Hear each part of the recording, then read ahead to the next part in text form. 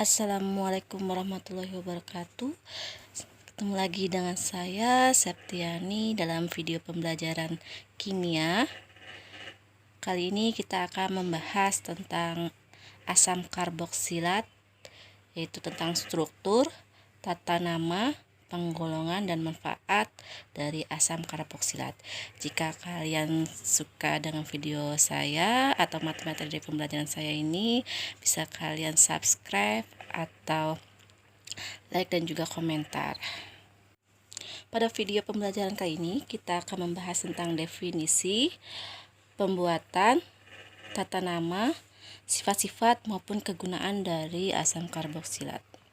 Untuk yang pertama yaitu definisi dari asam karboksilat, yaitu senyawa yang mempunyai satu gugus karbonil yang berikatan dengan satu gugus hidroksil yang disebut dengan gugus karboksil, atau merupakan gugus karbonil dan tambah adanya gugus hidroksil. Perhatikan gambar struktur dari asam karboksilat. Yang nama karbonil yaitu yang ini karbonil, sedangkan hidroksilnya kita tandai dengan adanya gugus OH. Untuk tata nama IUPAC dari asam karboksilat itu dimulai dengan kata asam ditambah dengan rantai karbon terpanjang yang mengandung gugus karboksilat atau CO2H, atau ini disebut juga sebagai rantai induknya ya, dan ditambah dengan akhiran OAT. Ya, ini penanda dia merupakan asam karboksilat. Sebagai contohnya itu pada asam metanoat. Asam metanoat memiliki satu atom karbon, makanya dinamakan asam metanoat. Sedangkan untuk asam metanoat dinamakan asam metanoat karena dia mengandung dua gugus karbon ya. Sedangkan untuk yang terakhir ini bisa kita lihat asam butanoat. Kenapa dinamakan asam butanoat? Karena dia mengandung 4 atom karbon. Jadi urutannya mulai pertama metil atau meta, selanjutnya etil atau eta, yang ketiga propil atau propa, dan seterusnya sampai C10 itu merupakan deka. Aturan selanjutnya, jika mengandung rantai cabang, maka atom C dari gugus karboksilat dengan rantai terpanjang diberi nomor 1. Contohnya kita bisa lihat seperti ini pada asam 3-metil metanoat. Nah, ini kita lihat penomoran dimulai dari gugus fungsinya ya, atau berupa asam karboksilatnya, hidroksilnya dari 1, 2, 3, 4, 5. Rantai induk merupakan atom rangkaian dari atom C yang terpanjang. Nah, di sini nih rantai induknya yang saya tandai, dan di sini ada CH3 yang merupakan cabang. Bagaimana namaannya? Karena dia berupa asam karboksilat maka di depan dinamakan asam. Selanjutnya yaitu cabangnya 3 metil karena posisi cabang metilnya itu terdapat pada atom karbon nomor 3. Ini perhatikan ini metil atau cabangnya ini. Selanjutnya merupakan rantai induk. Rantai induknya terdiri dari berapa karbon ini? 1, 2, 3, 4, 5 atom karbon, maka dinamakan pentanoat karena dia asam karboksilat maka akhirnya ditambahkan OAT ya. Sekarang lagi 3 metil itu karena cabangnya terdapat pada atom C nomor 3. Sedangkan pentanoat induknya ini induk karena jumlah atom C-nya itu jumlahnya ada 5 penta dan ditambahkan akhiran OAT. Jadi 3 metil asam 3 metil pentanoat. Selanjutnya itu senyawa asam 4 hidroksil 2 metil pentanoat ya. Untuk asam karboksilat karena dia asam berarti ditambahkan asamnya. Selalu ya untuk asam karboksilat ditambahkan kata asam di depannya. Selanjutnya kita perhatikan dulu induk. Induk merupakan rangkaian atom C yang terpanjang. Di sini kita lihat gugus ini ya, yang terpanjang ini. Kita mulai 1, 2, 3, 4, 5. Berarti ini merupakan cabang-cabangnya. Ya. Penomoran kita mulai dari yang dekat dengan gus-gus karboksil atau COOH. Di sini 1, selanjutnya 2, 3, 4, 5. Nah, bagaimana dengan penamaan cabang? Di sini ada hidroksil, cabang hidroksil dan cabang metil. Nah, yang didahulukan sesuai dengan abjad yaitu H dulu.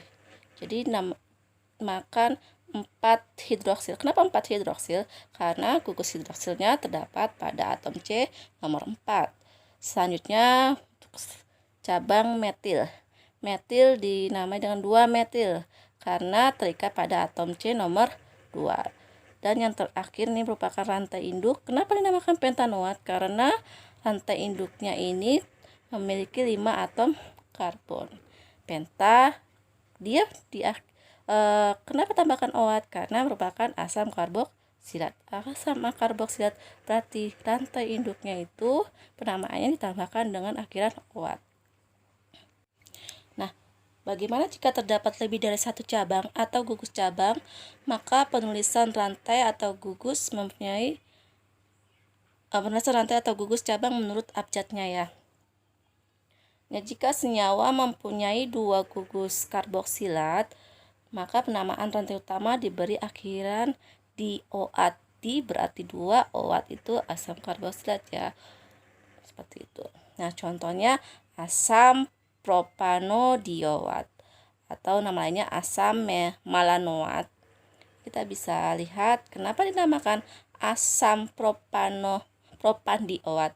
Asam tadi asam karboksilat, berarti awalnya harus dikasih kata asam. Selanjutnya propan.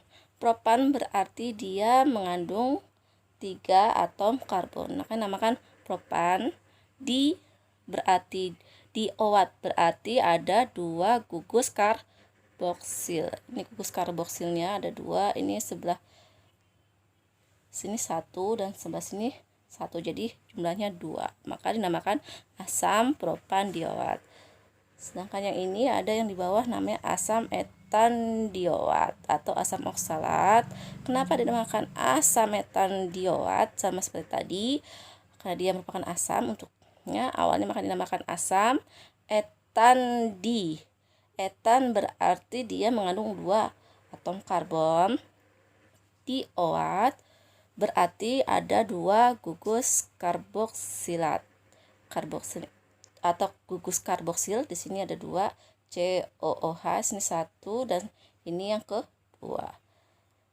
Untuk asam heksandioat atau asam adipat sama.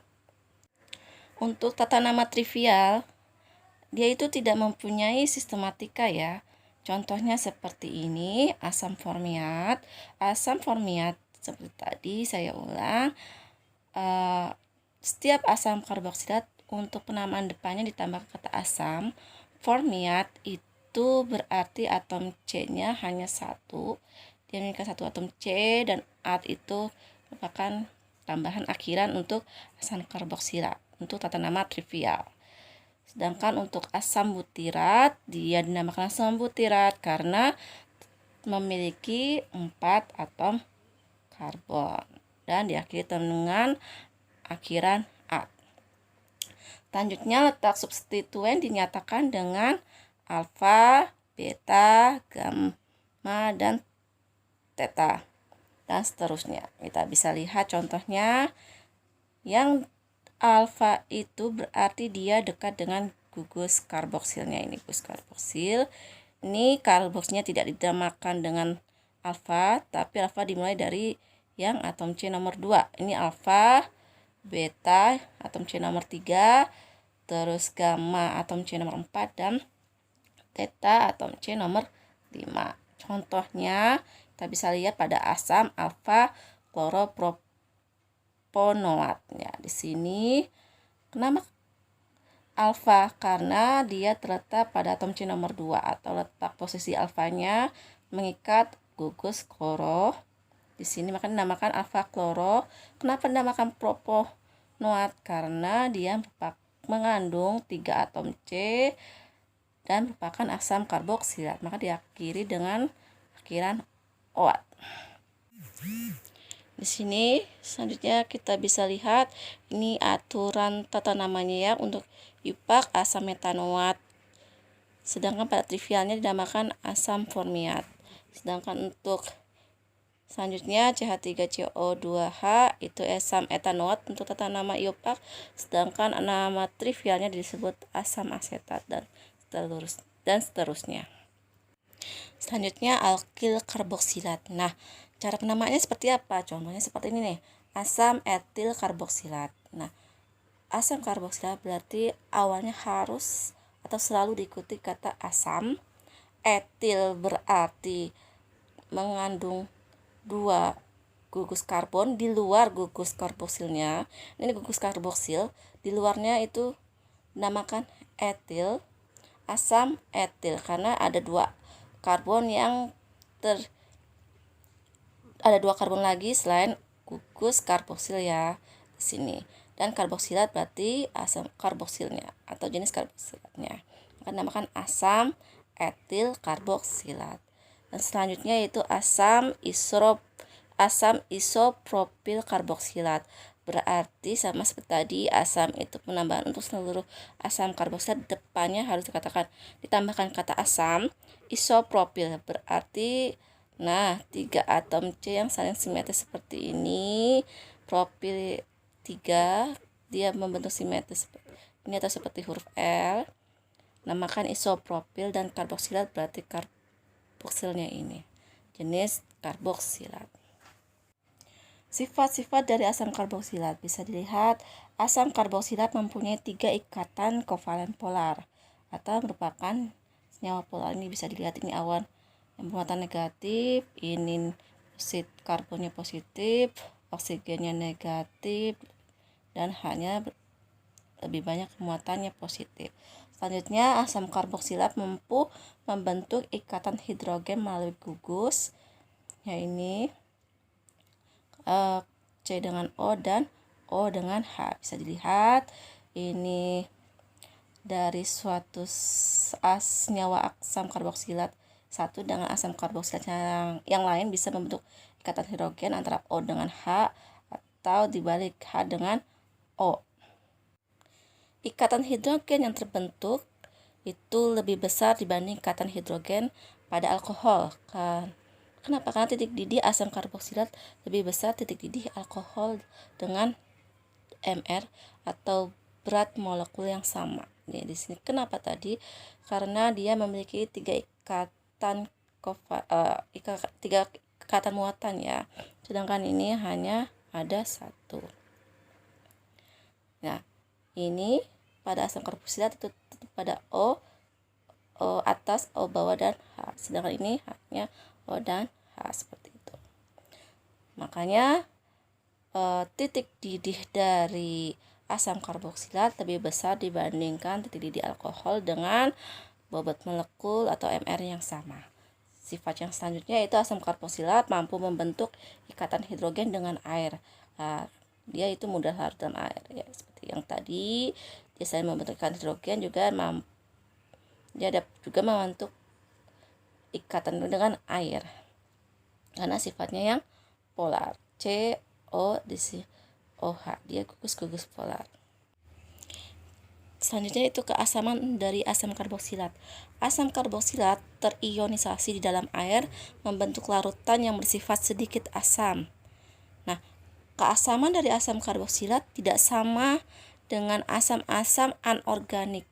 Kenapa? Karena asam karboksilat terionisasi sebagian di dalam air atau bisa berupa asam lemah.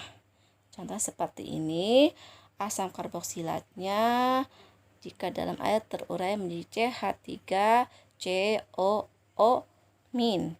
plus H plus. Di sini bisa terlihat H-nya terion ya. Maka tetapan asamnya menjadi CH3CO2- kali H plus per CH3CO2H atau sama dengan 1,8 kali 10⁻⁻⁵. Selanjutnya, dibanding dengan alkohol, Ka tetapkan asam dari karboksilat lebih besar karena asam karboksilat dapat beresonansi. Apa yang dapat beresonansi? Elektronnya. Coba kita lihat di sini. Ini merupakan alkohol ya, jenis dari etanol. Di sini sudah terion, maka elektronnya itu tidak dapat beresonansi.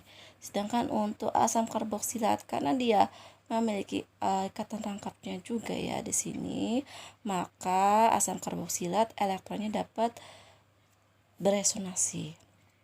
Seperti ini ya, tadinya ikatan O-nya ada yang rangkap dan ada yang tunggal, tapi setelah beresonansi ikatannya itu untuk oksigen kedua-duanya sama-sama memiliki ikatan rangkap 2.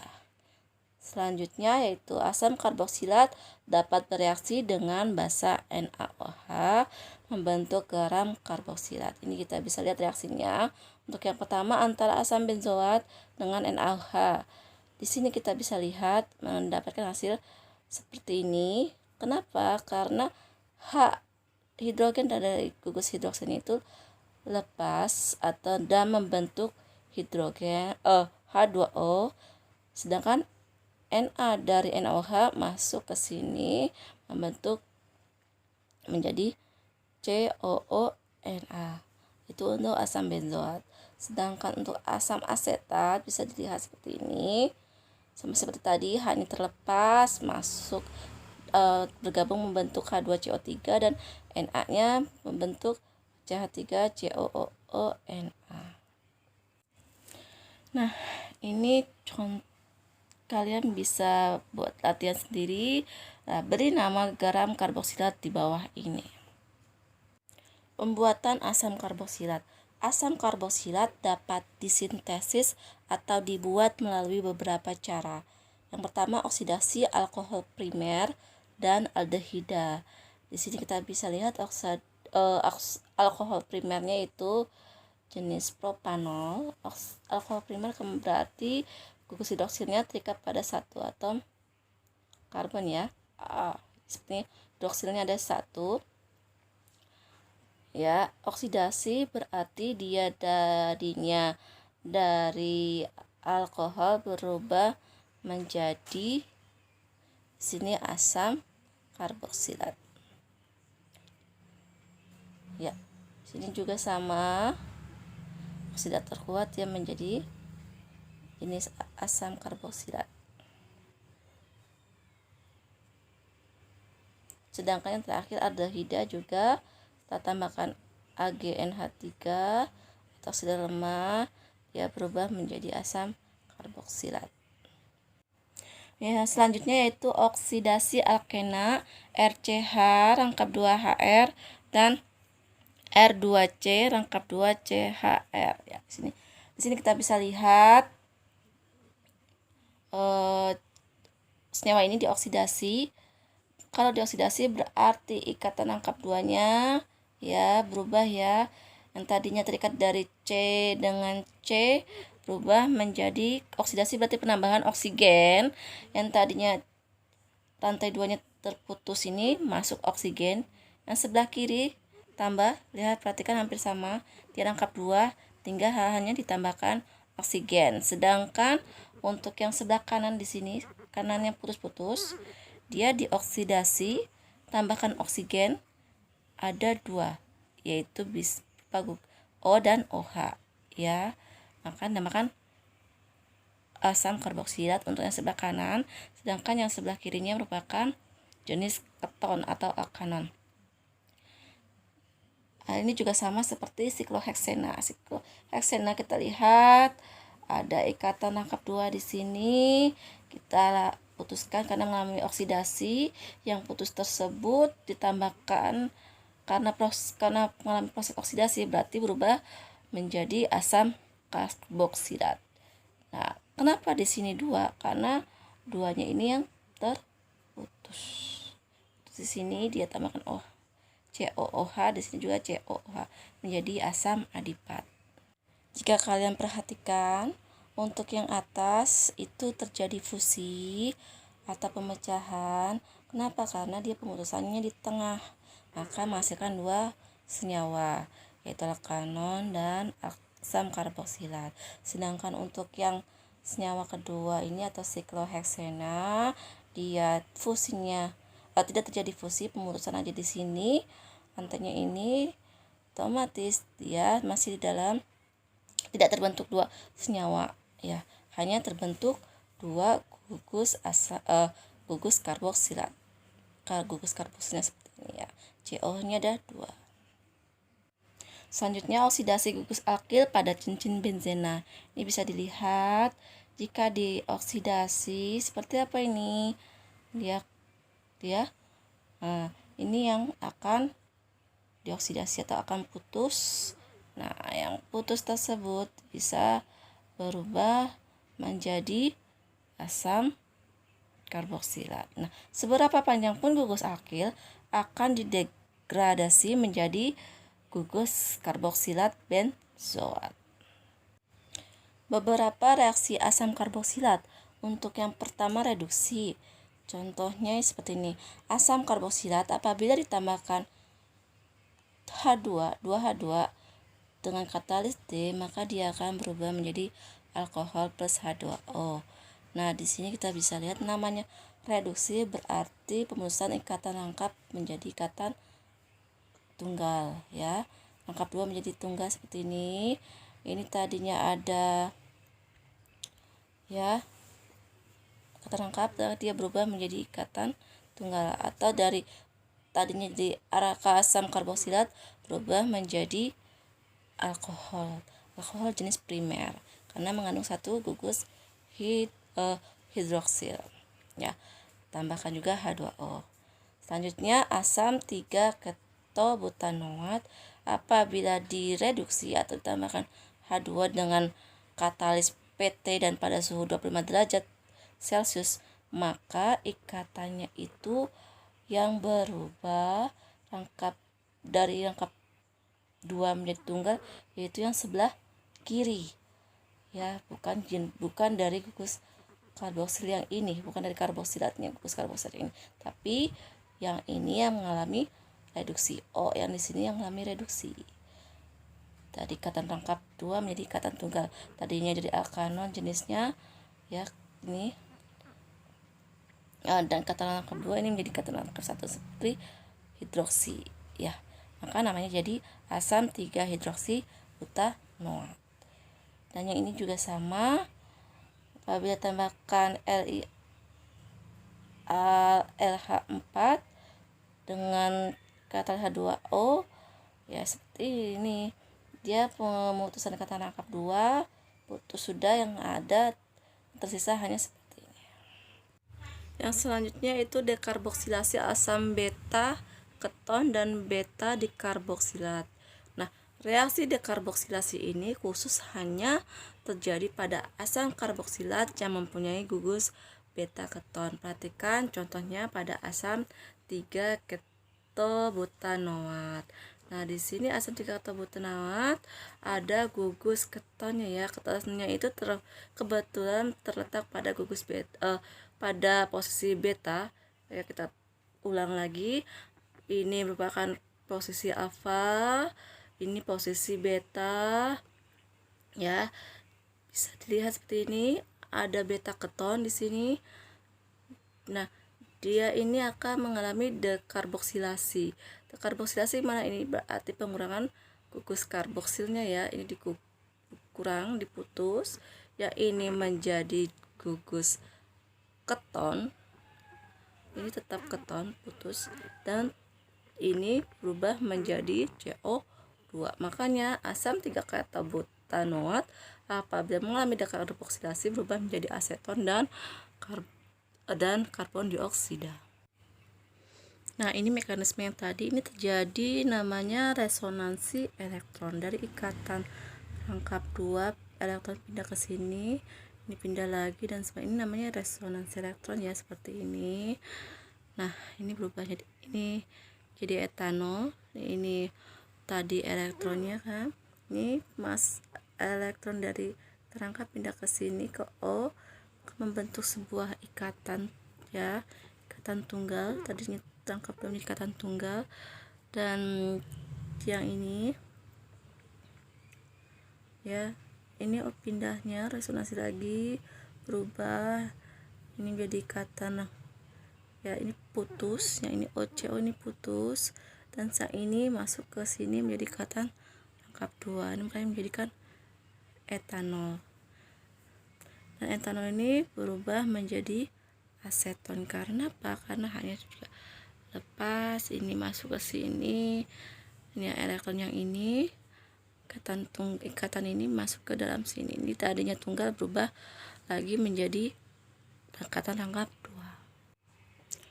Hal ini tidak terjadi pada asam karboksilasi, tidak terjadi pada asam karboksilat yang terdapat yang gugus ketonnya itu posisi alfa, dia tidak bisa ya, dan posisi gamma juga tidak bisa terjadi dekarboksilasi.